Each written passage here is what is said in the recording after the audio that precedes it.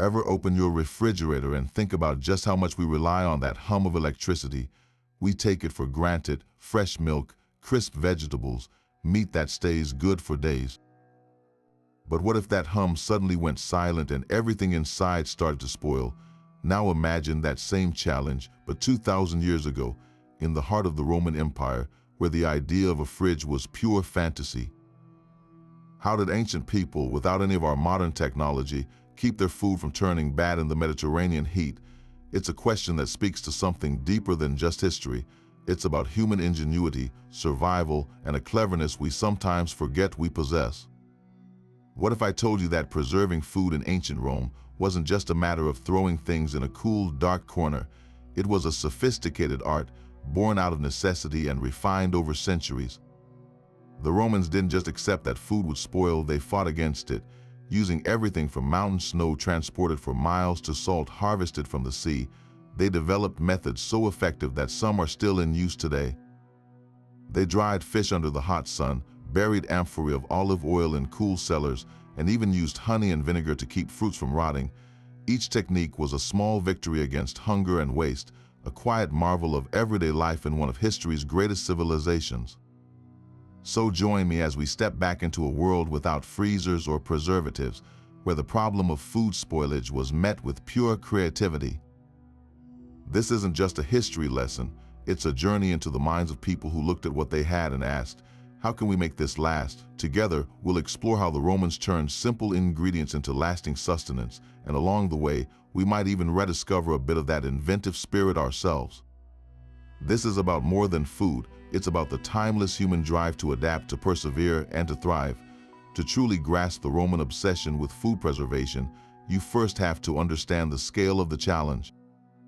Picture the city of Rome at its peak, a sprawling metropolis teeming with over 1 million inhabitants. Every single day, this enormous population needed to be fed. We're not talking about a few sacks of grain.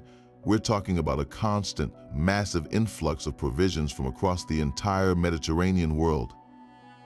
Ships arrived daily from Egypt and North Africa, their holds packed with thousands of tons of grain. Carts rolled in from the Italian countryside, laden with fresh vegetables, fruits, and livestock. This wasn't just about convenience or avoiding a trip to the market. It was a precarious, high-stakes logistical operation. The threat of spoilage hung over this entire system like a shadow. If a shipment of grain got wet during the sea voyage, it could mold, rendering it inedible and useless. A delay in transport could mean an entire cargo of figs or fish arriving in a state of advanced rot. In a world without emergency supply chains or backup generators, a single failed shipment could have a domino effect, leading to shortages, skyrocketing prices, and panic. For the average Roman citizen, a bad harvest or a disrupted supply line didn't mean an inconvenience. It meant genuine hunger, and for the emperors and senators in power, hungry citizens were a direct threat to their rule and to the stability of the empire itself. The history of Rome is littered with episodes of food riots and civil unrest sparked by shortages. The cry of panem et circenses, bread and circuses, wasn't just a saying, it was a stark acknowledgement that full bellies were the price of social order. A government that could not reliably feed its urban population was a government living on borrowed time.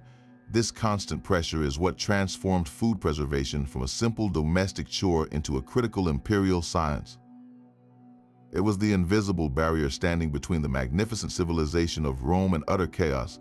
Facing this immense challenge, the Romans turned to one of the most powerful and versatile tools in their preservation arsenal: salt.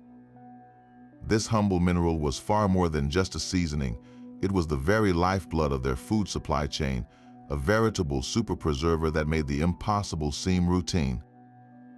The process known as salsamenta was a science they perfected. For meats like pork and beef, they practiced dry salting. Large cuts would be thoroughly packed in layers of coarse salt, which acted like a sponge, aggressively pulling the moisture out of the flesh. This created an environment far too dry for the bacteria that caused spoilage to ever take hold. For fish and other delicate items, they preferred brining, submerging the food entirely in a heavily saturated saltwater solution. The principle was the same: osmosis at its most basic level. The salt relentlessly draws the water out of the food cells, and in doing so, it effectively suffocates the microorganisms that need that very moisture to survive. The scale of this operation was staggering and speaks to its absolute necessity. Entire economies were built around the salt trade. Along the Italian coast, especially near Rome itself, vast networks of salt pans were constructed. These were shallow, man-made ponds where seawater was channeled and then left to evaporate under the hot sun, leaving behind precious cakes of salt. Control over these salt works was a source of immense wealth and power. The Via Salaria, the Salt Road, was one of the most vital highways in Italy, used to transport this essential commodity from the coastal production sites deep into the heart of the peninsula. And the results were nothing short of miraculous for the ancient world. A properly salted piece of meat or fish could remain edible for months, even years. This wasn't just about having ham in the winter. This was about enabling the very existence of the Roman legions. A soldier on a multi-year campaign in Gaul or Britain relied on salted pork and fish as the protein core of his diet. It was durable, lightweight for its nutritional value, and would not spoil in his pack. Likewise, merchant vessels making long sea voyages across the Mediterranean depended on barrels of salted goods to feed their crews, turning the sea itself from a barrier into a highway. Salt transformed perishable abundance into stable, mobile sustenance, fueling both the expansion and the daily functioning of an empire. But salt wasn't the only weapon in their preservation arsenal. For a different kind of flavor and an even more robust method of safeguarding their food, the Romans turned to fire and smoke. Imagine the scene in a rural Roman homestead or a military outpost on a distant frontier. The careful, slow burn of a fire, not for warmth or cooking an immediate meal, but for transformation. This was the art of smoking, a process that did far more than just add a rich, savory flavor. It was a brilliant technique that used the power of heat and chemistry to create food that could last for incredibly long periods. The process was deliberate and required a deep understanding of how to control a fire. They wouldn't use a roaring blaze that would simply cook and burn the meat. Instead, they built smoldering fires from specific types of wood chosen, not just for their burn time, but for the distinct flavors they would impart to the food hanging above. Dense hardwoods like oak or beech provided a steady, long-lasting smoke that was perfect for preserving large cuts of meat. For more delicate flavors, fruitwoods like apple or cherry might be used, especially for items like cheese or certain fish.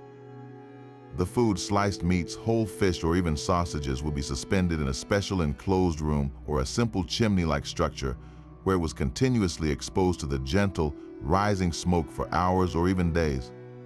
The preservation magic happened on two fronts. First, the consistent, low heat from the fire gently dehydrated the food, removing the moisture that bacteria needed to thrive, much like salting did.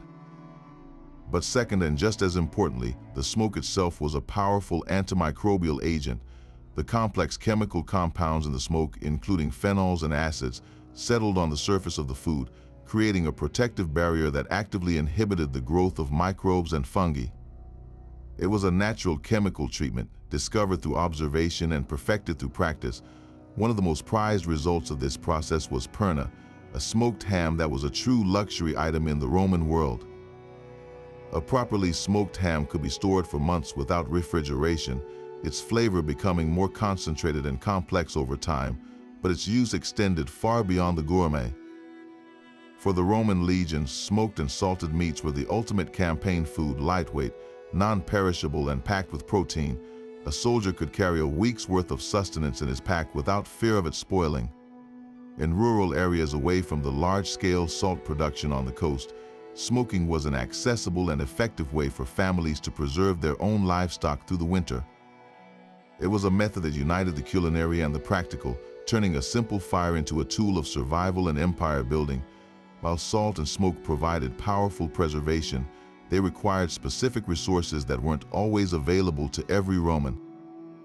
For the most universal and accessible method of all, they turned to a force of nature that was absolutely free and abundantly available. The sun, drying or dehydrating, was the preservation technique of the common person, the farmer, and the frugal household. It was beautifully simple in its principle: remove the moisture and you remove the primary cause of decay. This wasn't a complex science, it was applied wisdom, observed from nature itself and harnessed for human survival. The practice was as straightforward as it was effective. For fruits like figs, apricots, and plums, families would simply lay them out on flat, clean surfaces, often on mats or on the flat roofs of their homes, and let the relentless Mediterranean sun do all the work. The intense dry heat would slowly and steadily evaporate the water content from the fruit, concentrating its natural sugars and creating an environment far too hostile for bacteria or mold to develop. Grapes underwent the same process, transforming into shriveled, sweet raisins that could be stored for months. Herbs were tied into small bundles and hung upside down in shady, well-ventilated areas like a covered porch or a storeroom, where the circulating air would gently carry the moisture away without bleaching the delicate leaves in direct sunlight. But this wasn't limited to plant life. Thinly sliced strips of meat, often lightly salted first, could also be air-dried into a product called caronilles. This created a tough, jerky-like substance that was packed with protein and could be easily carried without spoiling. Even their staple grain, once harvested, wasn't just stored as is. It was carefully spread out on threshing floors to be dried by the sun before being poured into large storage jars or pits. This crucial step prevented the stored grain from fermenting or developing lethal molds, securing the primary calorie source for the population. The true genius of dried food lay in its transformation. By removing water, the Romans weren't just preserving the food, they were fundamentally changing its properties. A fresh fig is heavy, soft, and perishable within days. A dried fig is lightweight, compact, and can last for over a year. This made it the ultimate travel food. A Roman soldier on the march could carry a substantial amount of calories in a small leather pouch of dried fruit, hardtack made from dried grain, and some strips of dried meat. A merchant embarking on a long sea voyage could stock his ship with barrels of these lightweight rations, knowing they would not rot and would take up minimal space. For a family living through a lean winter, their store of dried apples, peas, and beans was a vital insurance policy against hunger. In a world without plastic packaging or vacuum sealing, the Romans used sun and air to create their own version of the modern energy bar, a durable, nutrient-dense, and utterly reliable source of sustenance that helped fuel an empire. Yet for all the effectiveness of drying, salting, and smoking, the Romans developed one final, almost alchemical method of preservation that was arguably their most ingenious. This process didn't just prevent spoilage, it actively harnessed it, guiding decay along a beneficial path to create some of the most beloved and fundamental flavors in their entire diet. This was the art of fermentation, a powerful collaboration with the microscopic world that gave them sauces, condiments, and preserves bursting with what we now call umami. At the heart of this fermented pantry was garum, a fish sauce so ubiquitous it was the ketchup of the Roman world. The production of garum was a biochemical marvel. In large open vats called satari, often located in coastal towns like Pompeii, layers of small fish like sardines or mackerel were packed tightly with vast quantities of salt. The mixture was then left to ferment under the intense Mediterranean sun for weeks or even months. The salt didn't just preserve here, it created a selective environment. It inhibited the bacteria that caused putrefaction while encouraging the growth of halophilic or salt-loving bacteria. These beneficial microbes would then break down the fish proteins and guts through enzymatic action, slowly liquefying the entire mass into a complex, pungent, and incredibly flavorful amber-colored sauce. The scale of this industry was immense. The remains of garum factories reveal rows of these massive fermentation vats built into the ground, capable of producing thousands of liters of the precious sauce. The finished product was carefully drained off and filtered, then transported across the empire in distinctive ceramic jugs known as ursi. The variety was astonishing. There was garum made from the blood and guts of tuna, considered the finest and most expensive vintage. A lighter version called liquamen was used more generally in cooking. Even a sweet and spicy version, onogarum, was made by mixing garum with wine and herbs. This wasn't a niche product, it was a fundamental culinary pillar, used as a seasoning salt is today, added to everything from stews and salads to desserts for a powerful hit of savory depth. But their mastery of fermentation extended far beyond fish sauce. In nearly every Roman kitchen, you would find jars of pickled vegetables, another brilliant application of the same principle. Vegetables like cabbages, turnips, olives, and cucumbers were submerged in a brine of salt and water or sometimes vinegar. This acidic, salty environment again encouraged the growth of beneficial lactic acid bacteria while preventing the growth of harmful microbes. These good bacteria would consume the natural sugars in the vegetables, converting them into lactic acid, which acted as a powerful natural preservative and gave the food its characteristic tangy flavor. This process not only kept vegetables edible long after their harvest, but also created a valuable source of probiotics, contributing to gut health. Through fermentation, the Romans demonstrated a profound understanding of a natural process they couldn't even see. They learned to control decay, to partner with bacteria to transform the most perishable ingredients, fish guts, seasonal vegetables, into stable, long-lasting, and intensely flavorful staples. It was preservation through transformation, a testament to their willingness to work with nature's own processes to build a cuisine and an empire that could truly last. Beyond the transformative power of fermentation, the Romans also perfected a more direct and zesty approach to keeping food edible, the art of pickling in vinegar and brine. While fermented foods like garum relied on a slow biological process, pickling offered a quicker, more controlled method, using the straightforward antimicrobial power of acid. The principle was elegantly simple. By submerging food in a solution of vinegar, known as acidum, or in a strong saltwater brine, they created an environment where spoilage microbes simply could not survive. The high acidity or salinity effectively pickled the food from the inside out, halting decay in its tracks and imparting a sharp, tangy flavor that became a beloved staple of their cuisine. This technique was applied to a stunning variety of ingredients, bringing welcome variety to the Roman palate, particularly during the long, lean winter months. Common garden vegetables like cucumbers, onions, and cabbages were classic candidates for the vinegar jar, but their ingenuity didn't stop there. They pickled eggs, preserving a valuable protein source, and even certain types of meat and fish, creating ready-to-eat, flavorful provisions. Perhaps most famously, the olive, a cornerstone of the Mediterranean diet, was almost always consumed pickled. Fresh off the tree, olives are incredibly bitter and inedible. It was through soaking them in a brine or a vinegar solution that they were transformed into the savory, delicious snack we know today. The impact of these pickled goods extended far beyond simply adding a punch of flavor to a meal. They were a crucial source of nutrition and food security. In an era without global shipping to provide fresh produce year-round, the pickled vegetables stored in amphorae in a cool cellar represented a vital supply of vitamins and minerals during the season when nothing was growing. A Roman soldier on duty in cold, northern Britain could still have a taste of home and essential nutrients from pickled onions or olives, items that would have otherwise been impossible to transport without spoiling. This practice of pickling ensured that the end of the harvest season was not the end of a diverse diet, making it a fundamental technique in every Roman household, from the most humble farm to the most luxurious urban villa. Now let's talk about a method of preservation that feels almost like magic, one that turned the problem of spoilage into an opportunity for creating something truly luxurious. While the Romans mastered the salty, the smoky, and the sour, they also had a profound appreciation for the sweet, and they harnessed it in one of the most effective ways imaginable. They used honey, or mel as they called it, not merely as a simple sweetener for their wine or pastries, but as a powerful, natural preservative that could lock the flavor and goodness of summer fruits away for an entire year. The science behind this, which they understood through observation rather than laboratory analysis, is fascinating.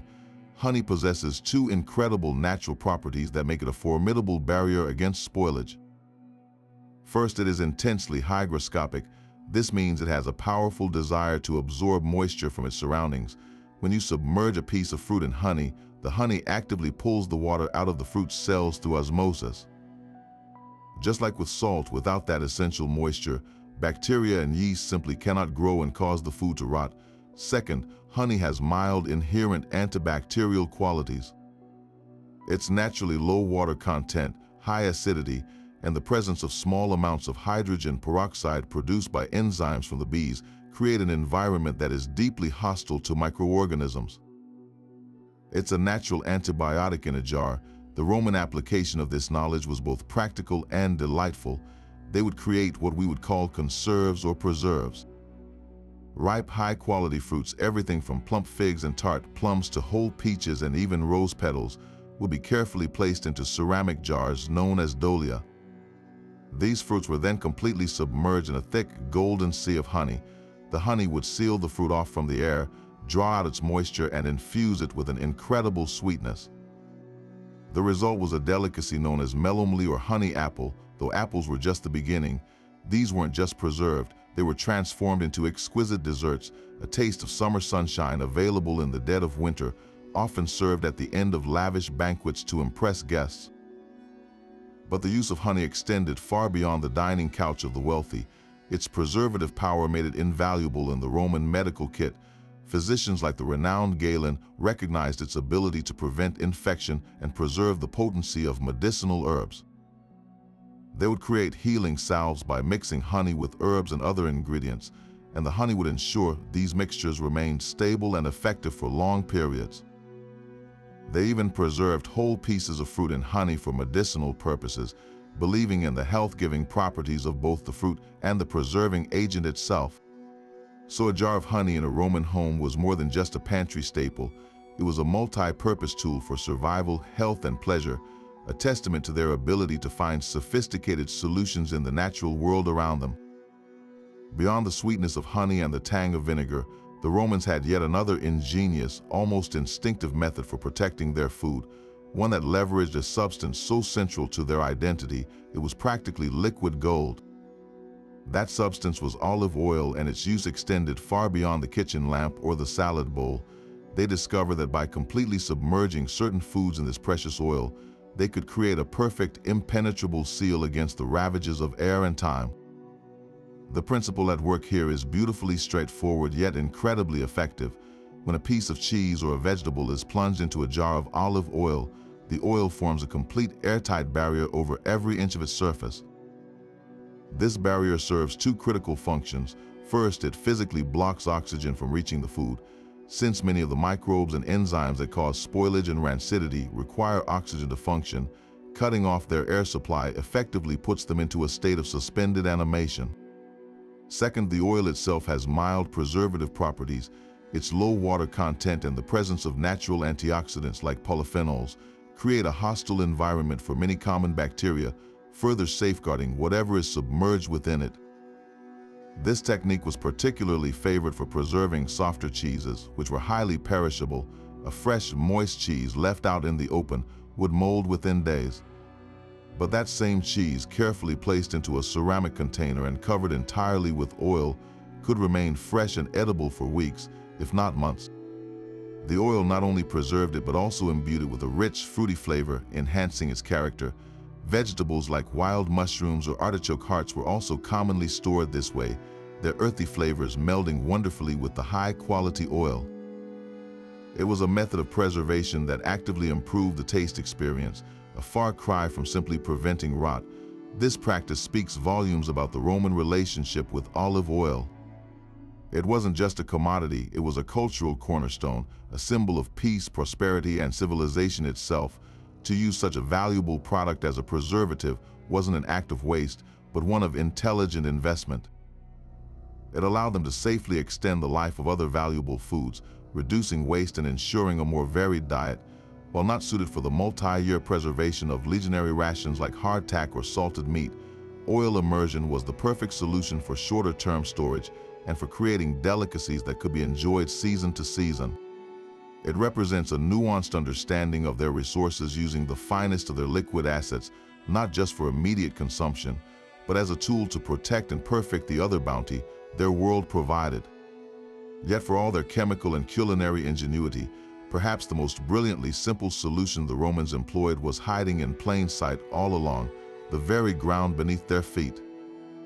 They looked at the problem of heat and spoilage and realized the answer wasn't to create coolness, but to find it by tapping into the Earth's own natural, stable temperature.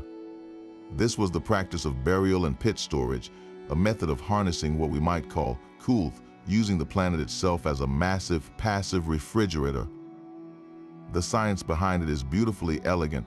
Once you dig just a few feet below the surface, the soil is largely shielded from the dramatic temperature swings of the world above. The sun's heat doesn't penetrate that deeply, and the Earth's own thermal mass acts as a giant regulator, maintaining a surprisingly consistent, cool temperature year-round.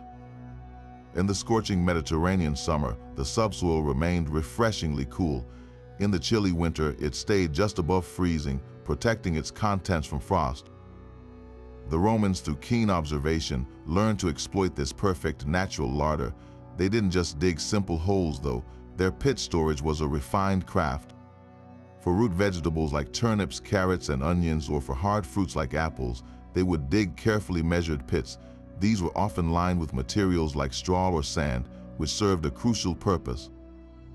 The lining acted as a moisture buffer, absorbing any excess dampness to prevent rot and mold, while also allowing for just enough humidity to keep the produce from shriveling up and drying out completely. The food would be layered inside, separated by more straw or sand, and then the pit would be sealed with a heavy lid or a layer of packed earth, creating a dark, cool, and stable microenvironment where decay was slow to a crawl. But the scale of this practice could be astonishingly large. For the massive grain supply that fed the city of Rome, they employed this principle on an industrial level. Enormous underground storage vaults called horia were constructed. These weren't just simple cellars, they were sophisticated, multi-story warehouses with thick, insulated walls and raised floors to maximize air circulation and maintain that crucial, even coolness. Storing thousands of tons of grain in these conditions prevented it from overheating and spoiling, or from becoming infested with pests. This wasn't just a food preservation technique, it was national security. And it wasn't limited to solid food. The Romans also buried their wine. Amphorae, the distinctive clay jars used for transporting wine, olive oil, and garum were often stored on their sides in cool, underground pits. This kept the precious wine at a constant temperature, preventing it from turning to vinegar in the heat. In a sense, every Roman farmstead had its own root cellar, and every city had its massive, subterranean grocery store. It was a silent, simple, and profoundly effective technology, one that required no energy except the effort to dig, and no maintenance beyond a well-placed layer of straw. By thinking vertically and looking downward, they found a preservation partner as vast as their empire itself. While the common Roman relied on the earth's cool depths, the elite of the empire pursued a far more extravagant form of cold, one that required not just digging, but a monumental feat of logistics and wealth. For the wealthiest citizens, particularly those living in the sweltering summer heat of Rome, true luxury wasn't just preserved food, it was chilled food and drink. And to achieve this, they embarked on an almost mythical endeavor, harvesting winter itself from the mountaintops and bringing it down to the city. This incredible process began high in the Apennine Mountains, where teams of specialized laborers would venture into the deepest, most shaded gullies to cut blocks of snow and ice during the winter months. This precious cargo was then packed with insulating layers of straw and branches into massive straw-lined carts for a desperate race against time. These convoys would travel through the cool night hours, descending the winding mountain roads towards Rome, all in a frantic effort to outrun the rising sun. Upon arrival, the ice and snow weren't just dumped into a cellar. They were carefully stored in specially designed, partially underground structures called glaciarii. These ice houses had incredibly thick walls, often of double construction filled with more insulating material, and were strategically positioned in shaded areas or even built near cold water springs to further stave off the inevitable melt. It was a breathtakingly expensive and complex operation, making the final product almost unimaginably valuable.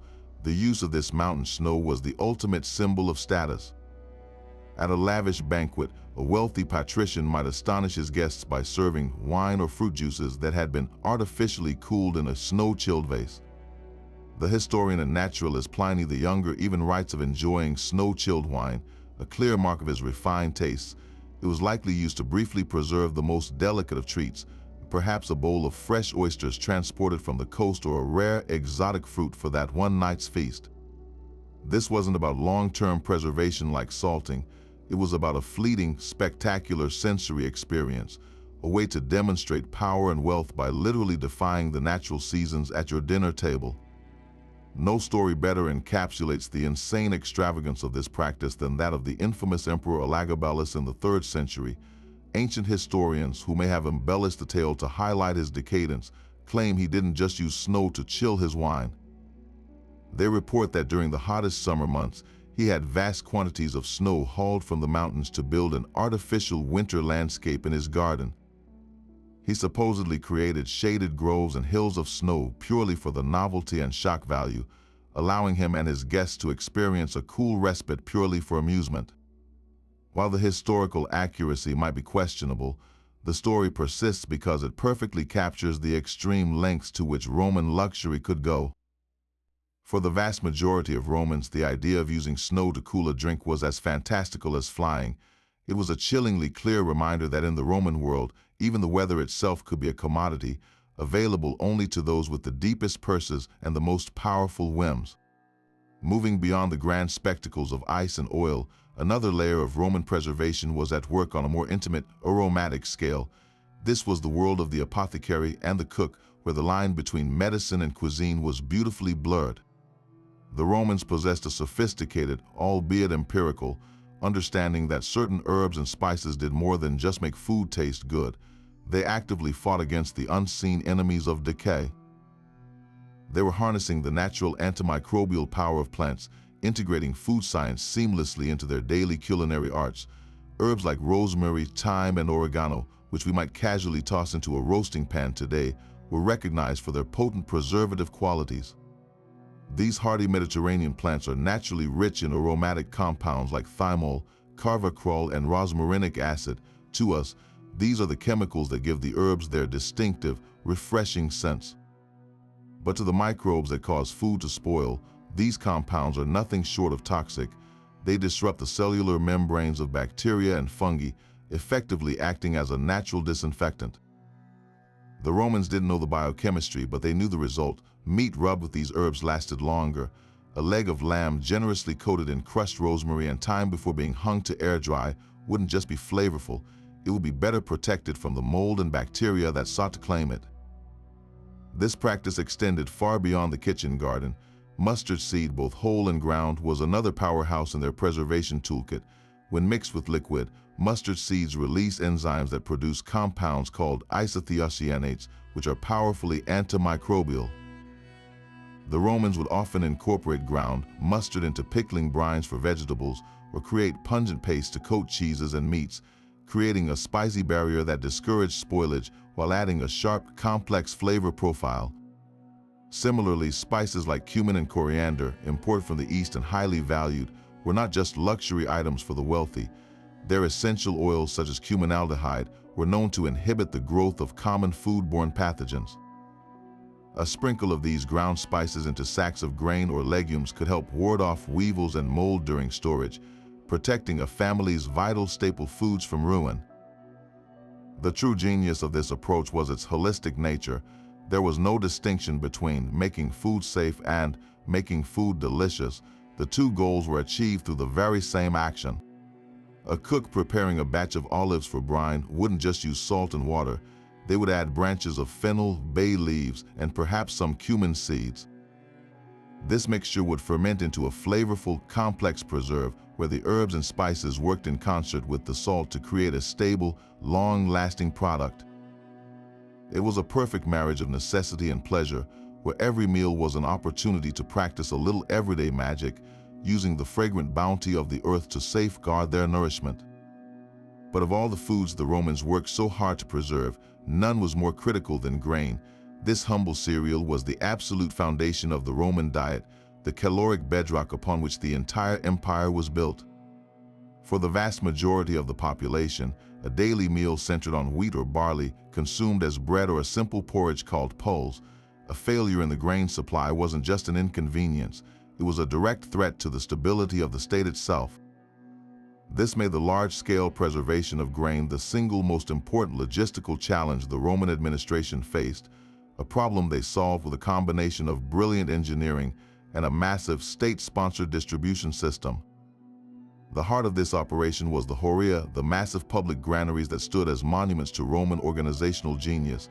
These were not simply sheds or barns, They were sophisticated preservation machines designed from the ground up to combat the three great enemies of stored grain: moisture, pests, and heat. To counter dampness, the floors were raised on pillars or low walls, creating a crawl space of circulating air that prevented moisture from seeping up from the ground below. The walls themselves were constructed with a double thickness, often filled with an insulating material like rubble or sand, which acted as a thermal buffer, keeping the internal temperature remarkably stable and cool despite the sweltering heat outside. Strategically placed ventilation slits high on the walls allowed hot, moist air to escape while drawing in cooler, drier air, creating a constant passive airflow that kept the entire environment dry and fresh.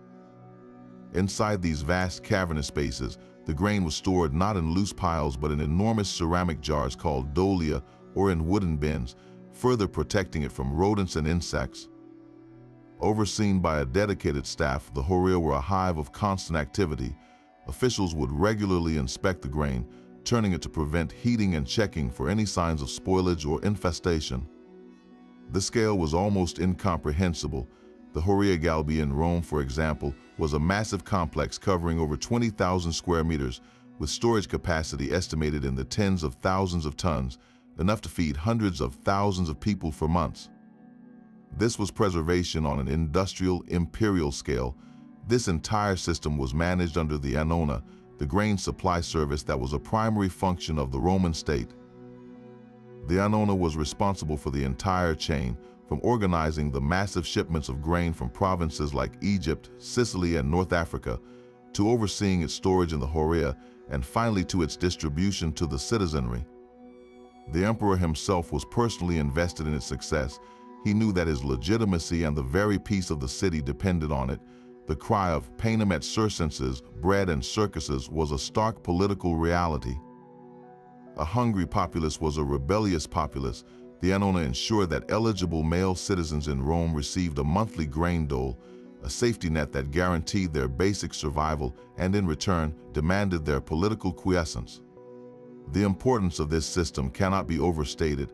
When the grain ships from Alexandria were delayed by storms, panic would ripple through the city. Emperors like Augustus took personal control of the annona to ensure its efficiency, knowing that a single prolonged interruption could lead to riots, looting, and a direct challenge to their power. The successful preservation of grain was, therefore, more than just an agricultural technique. It was the ultimate act of political preservation.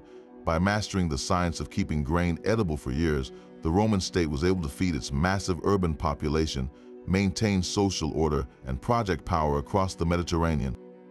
The horea, with their silent, cool, dark halls, were not just warehouses. They were the fortified walls that protected Rome from an enemy far more insidious than any foreign army, the specter of famine.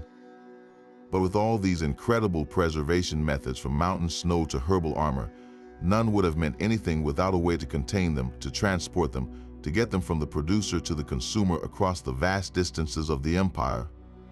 And for that, the Romans developed what was perhaps their most iconic and versatile piece of food technology, the amphora. Think of it not as a simple clay pot, but as the ancient world's equivalent of a standardized, reusable, and incredibly durable shipping container. This was the workhorse of Roman trade, the vessel that made the entire system of preservation and distribution possible. The design of the amphora was a masterpiece of pure, functional genius, evolved over centuries to solve very specific problems. Its most distinctive feature, the pointed base, might seem odd at first glance. Why design a jar that can't stand up on its own? But that was precisely the point. On a merchant ship crossing the Mediterranean, stability was paramount. The pointed base was designed to fit perfectly into the ship's curved bilges, the lowest part of the hull, or to be stacked securely against other amphorae in the cargo hold. Dozens, even hundreds of these jars could be interlocked tightly together, their bases and bodies providing mutual support, creating a solid, immovable mass of cargo that wouldn't shift dangerously during a storm. On land, they weren't meant to stand upright. They were stored on their sides in racks or leaned against walls, or their points were simply embedded in the soft earth of a courtyard or warehouse floor. The top of the amphora was engineered with equal intelligence. It featured a narrow neck and two sturdy handles for carrying, hence its name, derived from the Greek amphiphorius, meaning carried on both sides. This narrow opening was crucial for preservation. Once filled with wine, oil, garum, or salted fish, the amphora would be sealed with a stopper made of cork or baked clay, which was then often covered with a layer of pitch or plaster to make it completely airtight. This seal was the final critical barrier, locking the preserved contents in a dark, impermeable ceramic environment, safe from oxygen, light, and contaminants. The clay itself, when properly fired, was virtually inert and non-porous, ensuring that the flavors of the contents remained pure and untainted over long journeys that could last months. The sheer scale of amphora production and use is staggering to contemplate. They were the plastic tubs and glass jars of their day, manufactured in massive quantities from Spain to Syria.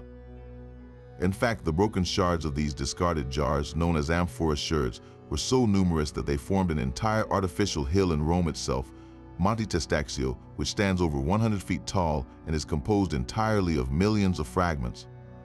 Each amphora often bore a painted inscription, a titulus pictus that acted like a modern shipping label, detailing the source, the contents, the merchant, and even the quality of the goods inside. This allowed for a remarkable level of organization and quality control across the entire supply chain, from the hold of a grain ship to the cellar of a frontier fort, from the bustling forum to the quiet kitchen of a country villa. The amphora was there. It carried Spanish olive oil to garnish a Briton's bread, transported Egyptian grain to feed the masses in Rome, and delivered Gallic wine to a tavern in Pompeii.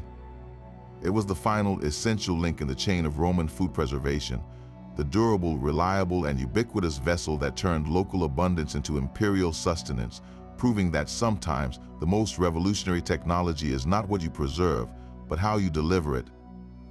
Now consider one of the most elegant examples of Roman ingenuity, a process that took one of the most perishable substances imaginable and gave it a remarkably long and flavorful life.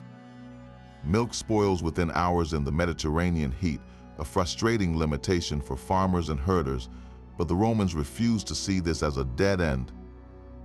Instead, they saw it as a starting point for a beautiful transformation, turning that fleeting liquid into one of the world's most beloved and durable foods, cheese. This wasn't just a culinary trick, it was a sophisticated form of food preservation that turned a daily problem into a lasting resource. The process began with the fundamental act of curdling. They had two primary methods to achieve this separation of curds and whey. The first and most common for a firmer cheese involved using rennet. This is a complex enzyme naturally found in the stomach lining of young ruminant animals like calves or kids. A small piece of the dried stomach would be soaked in water or whey, and this liquid, when added to warm milk, would work its magic. The enzymes in the rennet would cause the milk proteins, the casein, to coagulate and clump together, pulling away from the watery whey. The second method was simpler and created a softer, fresher cheese. They would achieve this by adding an acidic substance to the milk, something like vinegar or even the juice of certain figs, which would also cause the proteins to denature and separate. Once the milk had curdled, the next step was to handle these delicate curds. For a soft, spreadable cheese similar to our modern ricotta or cottage cheese, the process might end here. The curds would simply be scooped out and consumed fresh, often seasoned with herbs or honey, but to create a cheese that could last for weeks, months, or even years required more work. The curds were carefully cut to release more whey, then gathered and placed into woven baskets or perforated molds. These molds were often pressed with a weight to squeeze out even more moisture. The distinctive pattern you see on the side of many traditional cheeses today, like the ridges on a pecorino romano, comes directly from these ancient woven baskets, a design that has remained unchanged for millennia. With the whey drained away, they were left with a solid mass that was still highly perishable. This is where their preservation expertise truly kicked in. For hard grating cheeses that could be stored for incredible lengths of time, they would heavily salt the exterior of the pressed cheese wheel. The salt would draw out more moisture and create a hard protective rind that acted as a barrier against mold and bacteria. These rock-hard cheeses, known as caseus aridus or dry cheese, became a staple for the legions. A soldier could carry a wedge of it in his pack for months, shaving off pieces to add protein and a powerful salty punch to his daily porridge. For a softer, saltier cheese, they might submerge the entire wheel in a brine solution, similar to how we make feta today. And as we discussed earlier, another popular method was to store smaller cheeses completely submerged in olive oil inside a sealed pottery jar, which created an airtight, oxygen-free environment that halted spoilage beautifully. The variety they achieved was astounding and a direct reflection of the empire's vastness. In the countryside near Rome, you might find a fresh, moist Cassius mollis eaten the same day it was made. In the provinces of Gaul, they were famous for their larger, pressed wheels that could withstand transport, and from the island of Sicily came a smoked cheese that was highly prized. This wasn't a monolithic product, it was a diverse and evolving craft. Through this beautiful alchemy, the Romans turned a fleeting nutritional gift into a stable, transportable, and delicious form of sustenance that fed soldiers, citizens, and emperors alike, proving that true preservation isn't just about stopping decay, but about guiding it towards something new and wonderful. Of all the precious cargo that moved across the Roman world, few goods were as paradoxical as fish, incredibly perishable yet absolutely vital. To solve this problem, the Romans didn't rely on just one method. They launched a full-scale assault on decay, employing a combination of techniques that turned the fruits of the sea into a stable, long-lasting commodity. For the common legionary on the German frontier or a laborer in Rome, the most familiar form was a product known as chorichos.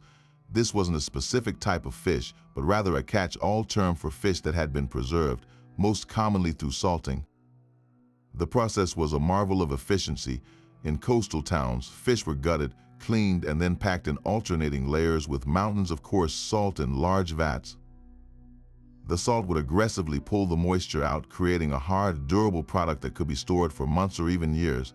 This salted fish, often cheap varieties like mackerel or sardines, became a primary source of protein for the lower classes and the military, a tough, chewy, and intensely salty staple that could be boiled into stews or eaten with bread. For those with a bit more money to spend, smoking offered another layer of flavor and preservation. Fish would be cleaned and then hung in special smokehouses, where a slow, smoldering fire of hardwood like oak or beech would bathe them for hours. The smoke not only imparted a rich, savory flavor, but also deposited antimicrobial chemicals on the surface of the fish, while the gentle heat helped to dry it out further. This created a product that was even more resilient and often more palatable than heavily salted fish alone. And at the absolute peak of luxury were delicacies like smoked eel or tuna, products so prized they were mentioned in the records of lavish banquets and were certainly well beyond the means of the average citizen. None of this would have been possible without an industry of staggering scale. The Romans didn't just catch fish, they farmed them on an industrial level. Along the coastlines of Italy, particularly near the resort town of Baiae, the wealthy built elaborate fish farms known as piscini. These were not simple ponds, they were complex walled enclosures built right into the sea, often with sophisticated channel systems to control the flow of fresh seawater. Here they cultivated high-value fish like sea bass and mullet, keeping them alive and fresh until they were needed for the table or for processing. This practice of aquaculture ensured a steady, controlled supply for the preservation centers. The entire operation from net to jar was a powerhouse of the Roman economy. Small fishing villages grew into bustling industrial ports dedicated almost entirely to the salting and smoking trade. The ruins of these processing centers, with their rows of cemented vats called satarii, can still be seen from Spain to North Africa. The scale is almost overwhelming, a clear testament to the massive demand for preserved fish across the empire. This demand united the social classes in a shared dependency, though the experience was vastly different. For the poor, it was about survival, a strip of tough, salty fish providing essential nutrients. For the wealthy, it was about gastronomy, a finely sliced piece of smoked eel, perhaps drizzled with that very same garum made from the lesser fish, representing the full ingenious circle of Roman preservation. While their mastery of cheese and fish preservation was impressive, the Roman desire to capture flavor extended far beyond the savory, reaching into the very orchards and vineyards to bottle the essence of summer itself. Beyond simply drying fruits in the sun, they developed a truly decadent art of preservation by harnessing the natural sweetness of honey and the concentrated power of cooked grape juice. This wasn't just about preventing rot, it was about alchemy transforming fragile, seasonal fruits into luxurious, shelf-stable delicacies that could bring a taste of July's warmth to a bleak February day. The fundamental science behind this was as brilliant as it was delicious. By cooking fruit in an immense concentration of sugar, either from honey or from a reduced grape syrup called defrutum or sapa, they created an environment where spoilage was virtually impossible. The principle known as osmotic pressure is a powerful one. The incredibly high sugar content in the preserving syrup acts like a magnet, violently pulling the moisture out of any microbial cells that dare to approach. The microbes, completely dehydrated by this sugary onslaught, simply shrivel and die. The Romans, of course, didn't know the biochemistry, but they knew the glorious result: a sealed pot of fruit that would remain perfectly edible for months on end. The creation of defrutum was a process in itself.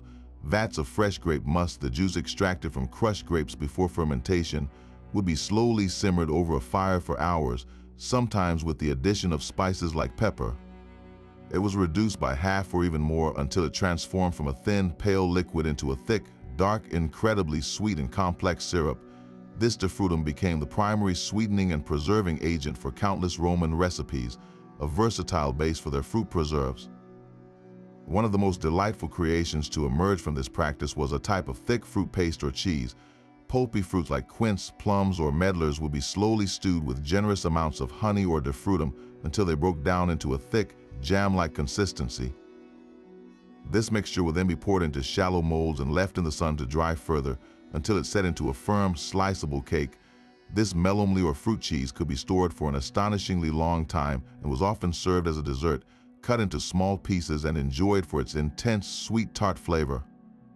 It was the ancient ancestor of membrillo, the Spanish quince paste we still enjoy with cheese today. For a quicker, softer preserve, they would simply cook whole or halved fruits like peaches, pears, or apples directly in the defrutum or honey syrup until tender.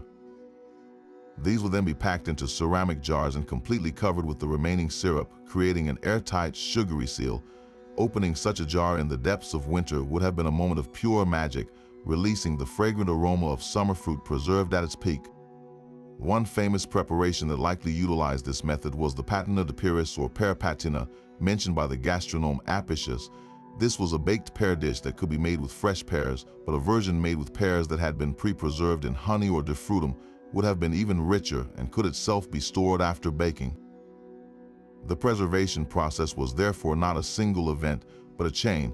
A fruit preserved in syrup could later become an ingredient in another dish that itself had good keeping qualities.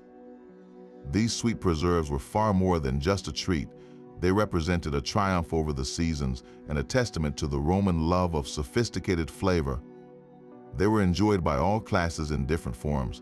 A wealthy patrician might be served preserved whole peaches in spiced syrup at a banquet, while a common soldier might receive a portion of solid fruit cheese in his rations for a quick energy boost. In a world without refined sugar, these creations provided a vital and welcome source of carbohydrates and sweetness, turning the inevitable bounty of the harvest into a lasting treasure. Of course, wine was far more than a simple beverage to the Romans. It was a daily necessity, a cornerstone of their religion, and a powerful symbol of civilization itself. But this cherished drink presented a monumental challenge. Wine is a living, breathing substance that begins to change the moment it leaves the grape. Left to its own devices, it would quickly turn to vinegar in the Mediterranean heat. To conquer this, the Romans developed a sophisticated array of preservation techniques that went far beyond mere storage, transforming their winemaking into a form of high-stakes alchemy. Their first and most crucial line of defense was the container itself. While amphorae were the workhorses for transport, the actual aging and preservation often occurred in larger, stationary vessels called dolia. These were enormous clay jars, often big enough to hold a person, that were partially buried in the ground within a wine cellar or cella venaria. This placement in the cool earth provided a naturally stable temperature, the ancient world's perfect wine fridge. But the real magic was in the seal. The interiors of these jars were meticulously coated with pitch, a type of resin harvested from pine trees. This pitched lining served two vital purposes. First, it made the porous ceramic virtually impermeable, creating an airtight barrier that prevented oxygen, the great enemy of wine, from seeping in and spoiling the precious liquid. Second, it imparted a distinctive flavor, a sharp, woody, slightly medicinal note that the Romans not only accepted but came to desire. a taste that would be very familiar to fans of modern Greek ritsina. Inside the jar, the wine itself was often doctored to ensure its survival. They understood empirically that certain additives could stabilize the wine and prevent re-fermentation or souring. One common practice was the addition of more resin directly into the wine, further enhancing that characteristic flavor while leveraging its antibacterial properties. Sometimes they would even add small quantities of seawater to their wine. This might sound shocking to our modern palates, but the salt acted as a preservative, and the trace minerals likely added a certain complexity, creating a briny, invigorating profile. Herbs and spices were also employed not just for flavor but for their preservative power. Marjoram, thyme, saffron, and even ground pepper might be infused into the wine, their essential oils helping to inhibit microbial growth while creating highly sought-after, flavored vintage blends that were considered medicinal as well as pleasurable. The environment where the wine was stored was equally critical. Romans believed that the qualities of a cella venaria could make or break a vintage. The ideal cellar was not just cool and dark, it was often deliberately smoky. They would light small, smoldering fires of aromatic woods or hang smoky lamps, allowing the fumes to permeate the storage area. They observed that wine aged in these conditions developed a richer color, a smoother taste, and a remarkable resistance to turning. What they couldn't have known is that the smoke was depositing phenolic compounds that acted as antioxidants, gently protecting the wine from oxidation over time. This understanding that wine could evolve and improve under the right conditions was a revelation. They recognized that a well-preserved wine, sealed in its pitch dolium and nurtured in a smoky cellar, didn't just last, it matured. It developed deeper, more complex flavors and a smoother character. The poet Horace even wrote about the superiority of wines that had been aged for many consulships, a clear indication that they valued aged wine and understood the concept of vintages. This mastery of preservation had profound social implications. The ability to store and age wine was a direct indicator of wealth and status. A well-stocked cella venaria was a point of immense pride for a Roman aristocrat, a tangible asset that could be shown off to guests. Serving a guest wine from a prized aged amphora was a sign of great respect and hospitality. For the state, the secure storage of wine was a logistical imperative, ensuring that legions on the frontier and the masses in the cities had access to this safe, stable, and calorie-rich staple beverage.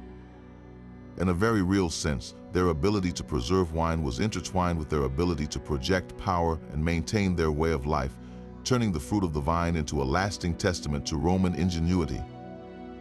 Yet for all the luxury of honeyed fruits and aged wines enjoyed in the city, the ultimate test of Roman preservation wasn't in a patrician's villa. It was on the windswept frontier, in the mud of a marching camp, and in the pack of a lone legionary. The relentless expansion and defense of the empire were fueled not by fresh bread and roast meat, but by a meticulously engineered military diet built entirely upon the science of preservation. A Roman army on the march was a city in motion, and its most powerful weapon after the gladius itself was its stomach.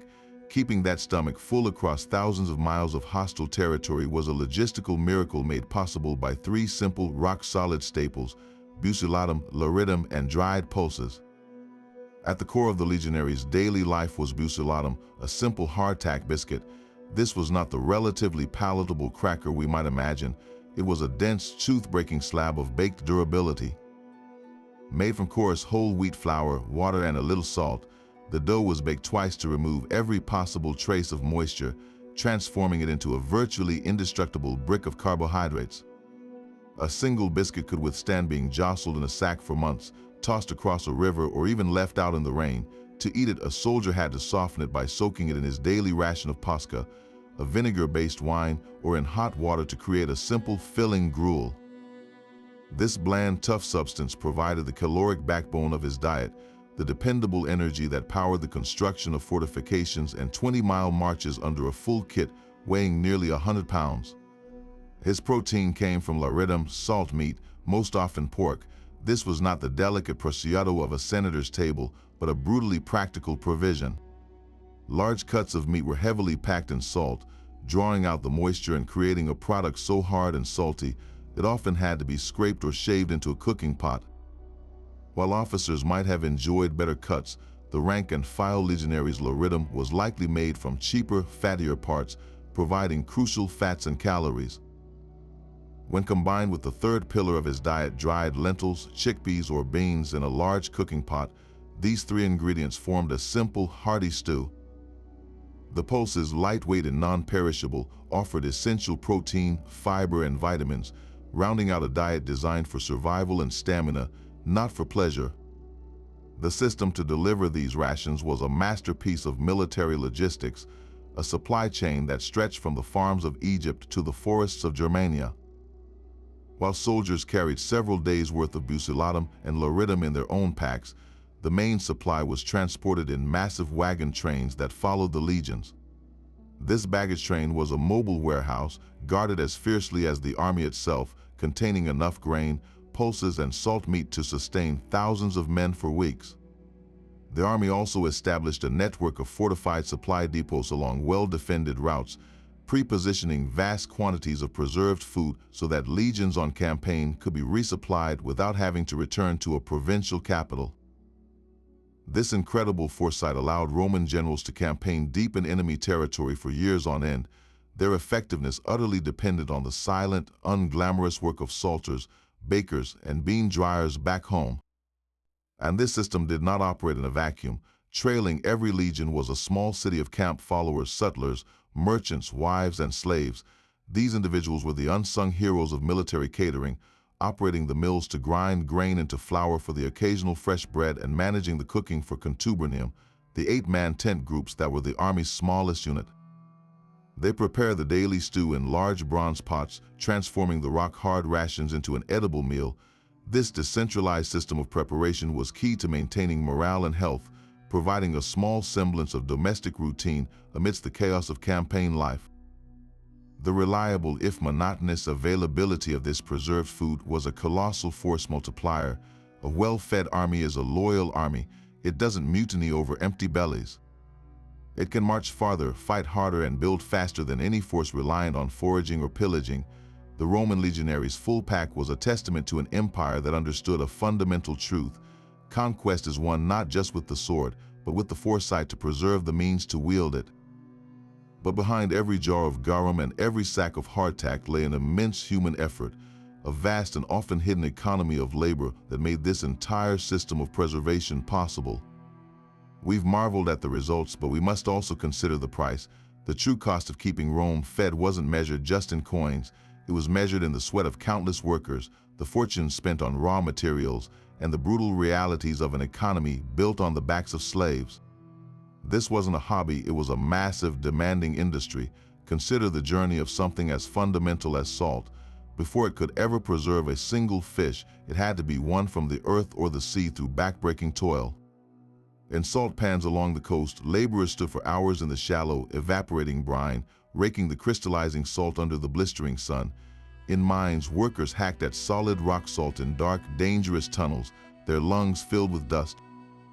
This precious mineral was so valuable that Roman soldiers were sometimes paid in salt, a practice that gives us our word, salary, and the state maintained a keen interest in its production and taxation.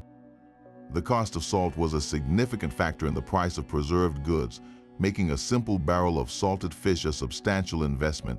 And then there were the containers themselves. The ubiquitous amphora, that symbol of Roman trade, didn't just appear. Each one was hand-thrown by a skilled potter, fired in a wood-burning kiln that consumed vast quantities of fuel, and then transported, often empty, to production sites. The price of clay, the cost of fuel for the kilns, and the wages of the potters all factored into the final cost of shipping olive oil or wine. The famous Monte Testaccio in Rome, that artificial mountain of broken pottery, is a stark monument to the sheer scale of this consumption and the immense industry that supported it. At the heart of this economy, particularly in its most large-scale and unpleasant operations, was the widespread use of slave labor. The rows of cement vats in a garum factory, the fish salting facilities, and the vast agricultural estates that supply the grain were overwhelmingly manned by enslaved people. This was difficult, foul, and dangerous work. The stench from decomposing fish guts at a garum workshop was said to be unbearable, a punishment in itself. For the owners, however, slavery was simply an economic calculation, a way to control costs and manage the immense, repetitive labor required for mass production. The preservation industry, so vital to the empire's stability, was inextricably linked to this brutal system, yet this economy also created opportunities and fostered incredible specialization. A whole class of skilled artisans emerged: the salsamentarii who mastered the art of salting fish, the cuporii who crafted the barrels for storage, and the negociants fermentarii, the grain merchants who navigated the complex logistics of moving mountains of wheat from Egypt to the Roman mouth. Small family farms might specialize in smoking their own hams or drying their apricots to sell at a local market, while enormous industrial-scale operations near the coast supplied the legions and the urban poor with tons of salted fish. This wasn't a monolithic system, but a layered economy, from the local craftsmen to the ultra-wealthy businessmen like Marcus Licinius Crassus, who is said to have made a significant portion of his colossal fortune through shrewd investments in production facilities and the supply chains for preserved goods. The need to keep food from spoiling didn't just sustain the Roman people, it sustained entire towns, funded fortunes, and built industries that became the unsung economic engine of the ancient world. Despite their incredible ingenuity, the Roman battle against spoilage was a constant struggle, and they were far from infallible. For every successful amphora of garum or jar of honeyed fruit, there were countless unseen losses. The line between preserved sustenance and dangerous contamination was razor thin, and crossing it could mean economic ruin, widespread illness, or even death. The threat was threefold: the invisible creep of mold and bacteria, the relentless invasion of insects and rodents, and perhaps most tragically, their own misguided attempts to cheat decay with toxic additives. In the vast dark horror of the granaries that held the city's lifeblood, the enemy was often a silent, microscopic one. Grain, even when carefully dried, could still fall victim to dampness. A hidden leak in a roof, a single season of unusually humid weather, or poor ventilation could allow moisture to accumulate, leading to the rapid growth of mold and toxic fungi. Certain molds produce mycotoxins, invisible poisons that, if consumed, could cause anything from severe digestive distress to hallucinations, organ failure, or death. The Romans were acutely aware of this danger, employing teams of inspectors to constantly monitor the public grain supply. These officials would plunge their arms deep into the storage bins, feeling for heat, a telltale sign of fermentation and spoilage, and watching for discoloration or a musty smell. Finding a contaminated batch meant a swift and total loss. The entire contents would be condemned and dumped, a devastating economic blow that could trigger price spikes and panic in the markets. Then there were the more visible invaders. Weevils, beetles, and moths could infest even the most carefully stored grain, consuming it from within and leaving behind a powdery residue of waste and eggs. Mice and rats, drawn to the abundant food source, could chew through wood and even pottery, contaminating far more than they ate with their droppings and urine. The sight of wormy flour or weevil-infested biscuits was a common and dreaded one. They fought back with what they had: carefully woven storage baskets, cats employed as mousers, and the liberal use of strongly aromatic herbs like laurel leaves and cumin, which they believed, correctly as we now know, acted as natural insect repellents. But in the face of an empire's worth of stored food, it was a perpetual and often losing battle. Most tragically, their pursuit of preservation sometimes led them to embrace solutions that were more dangerous than the problem itself. In their winemaking, they sought to stop fermentation and prevent souring by adding a substance called sapa or defrutum. This was a sweet syrup made by boiling down grape must in lead pots. The acidic grape juice would leach lead from the pot, creating a sweet, toxic concentrate that was then added to the wine to inhibit microbial growth and mask flaws. They had no way of knowing they were slowly poisoning themselves. Chronic lead poisoning causes a horrifying array of symptoms: abdominal pain, gout, infertility, memory loss, and erratic behavior. Some historians have even suggested that lead poisoning from sapa and from lead water pipes may have contributed to the mental decline and poor decision-making of some later Roman emperors, adding a dark footnote to their culinary achievements. It's a stark reminder that their understanding, while advanced for its time, was built on observation and empiricism, not modern chemistry, and their mistakes could be as monumental as their successes. But imagine for a moment that you're a Roman merchant in a bustling city market. You've got a barrel of garum that's starting to turn, or a batch of wine that's a bit too weak. The temptation to cut your losses by mixing in some dye or adding water must have been immense. In a world without modern chemistry or food labels, how could anyone know? This is where the Roman state stepped in with a surprisingly modern solution, a comprehensive system of food laws and market regulations designed to protect the consumer and maintain trust in the very supply chains that held the empire together. The Romans understood that preservation wasn't just a private matter of technique, it was a public good that required oversight. At the heart of this system were the aediles, elected officials whose duties were as practical as they were vital.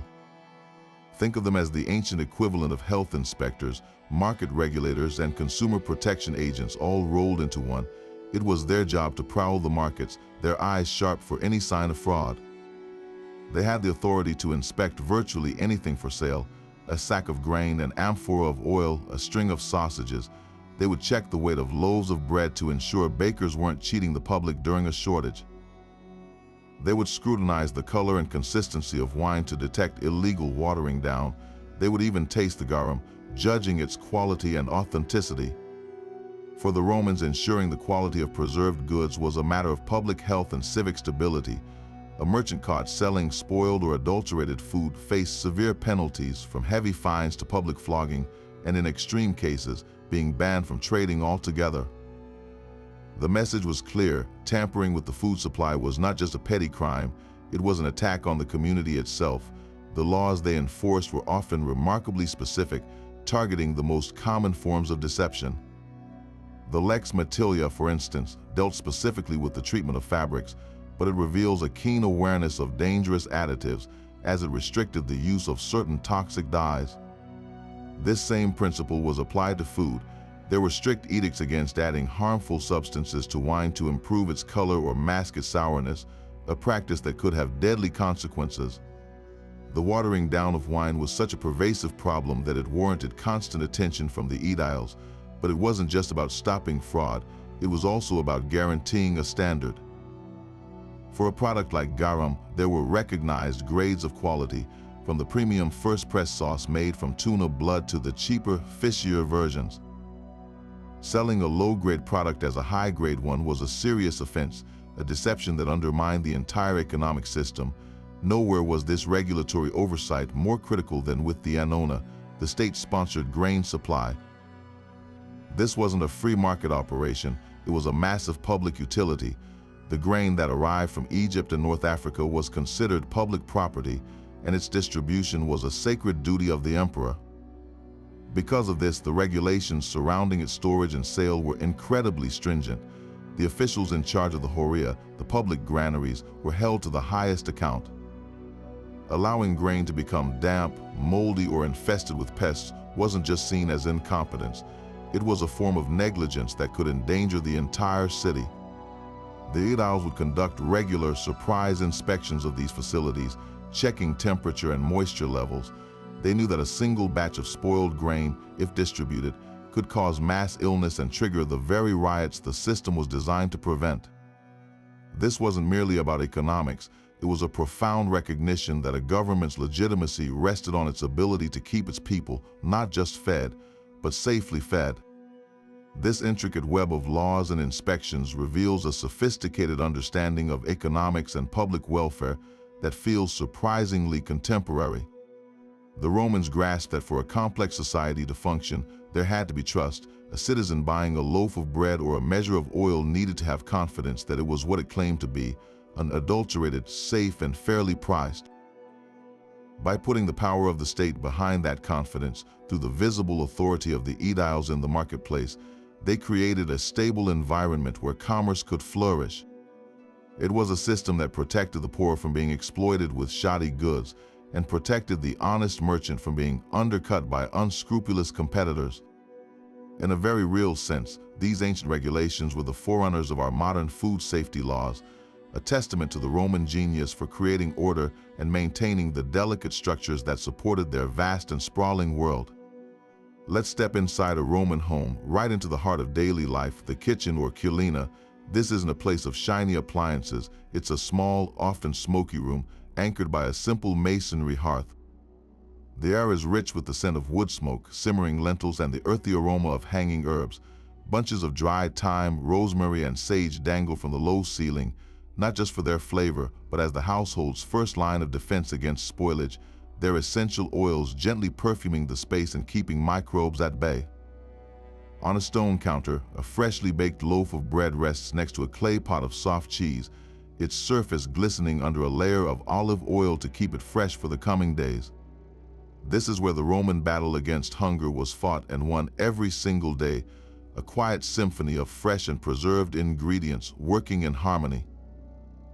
Just off the kitchen, through a cool, dark doorway, lies the true treasure vault of the home, the cella or storeroom. This is the ancient Roman pantry, and it's a sight to behold.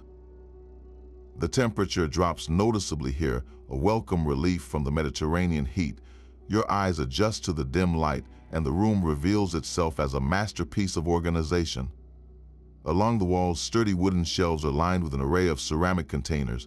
There are large, pointed bottom amphorae, their distinctive shapes identifying their contents even before you read the painted inscriptions.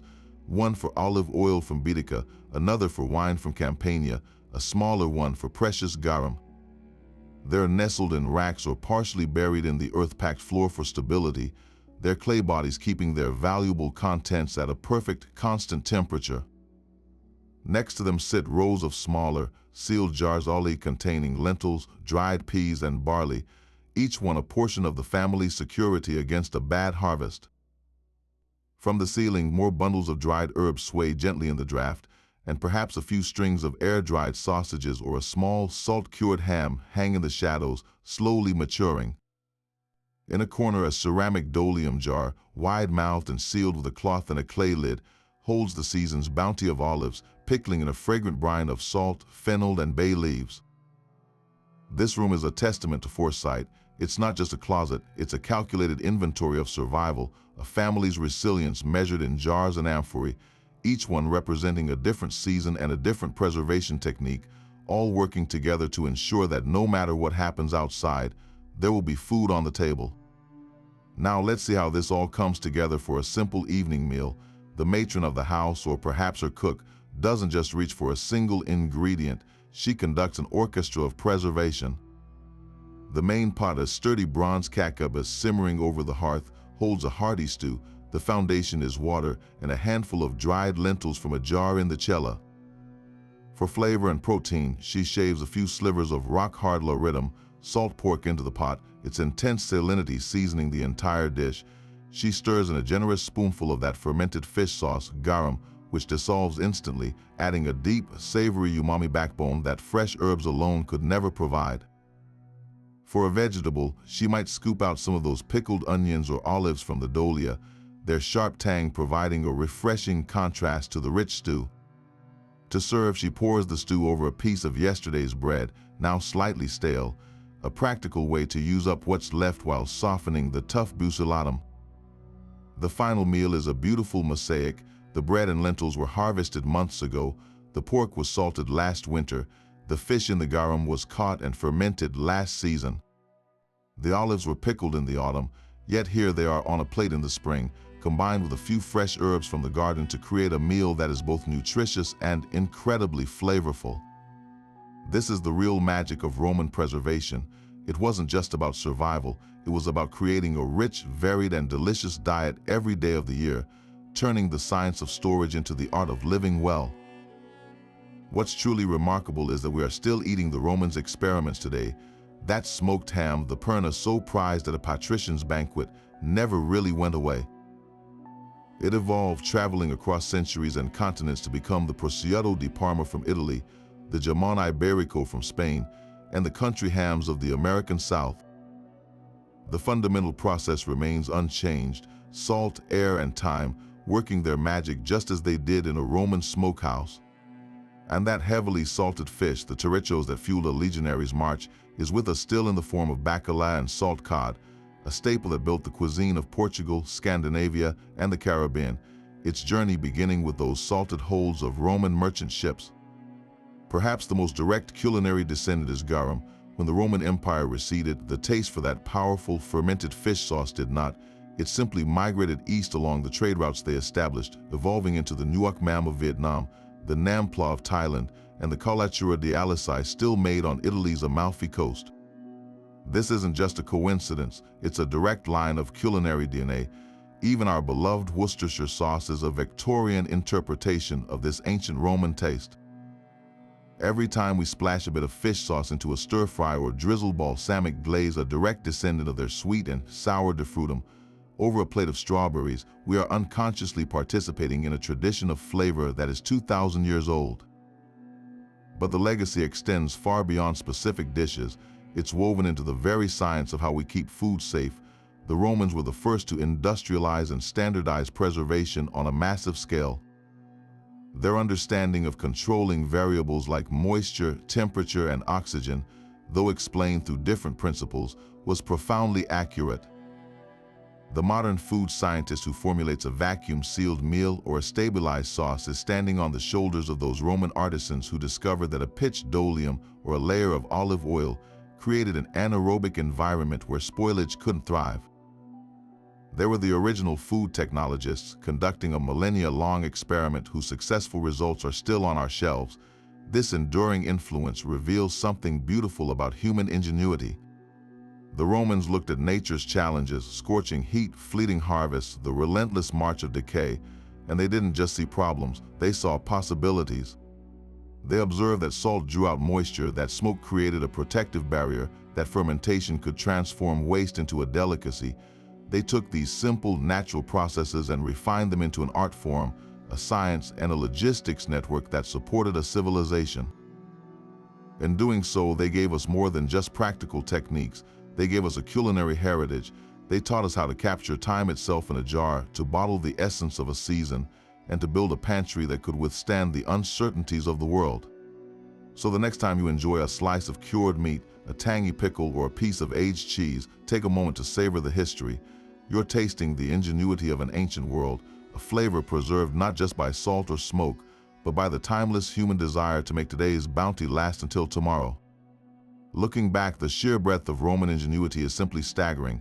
They turned every element of their world into a tool against decay, from the salt of the sea and the smoke of the hearth to the very earth beneath their feet and the snow from distant mountain peaks.